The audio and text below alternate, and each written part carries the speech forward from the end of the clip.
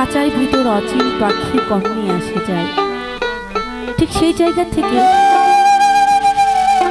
শার্দুল করিম একই কথা লিখেছেন, তার অনুভূতি প্রকাশ করেছেন তার কলম দ্বারা।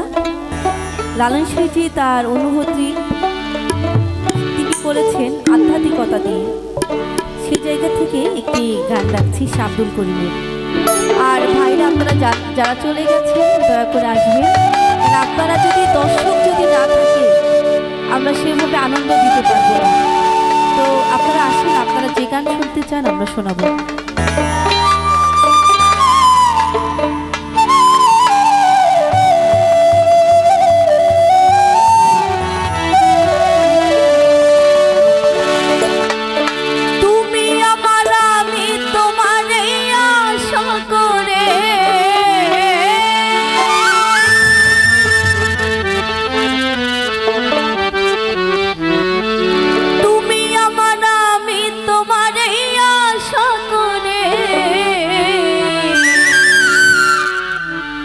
তোমারে পুষিলাম কত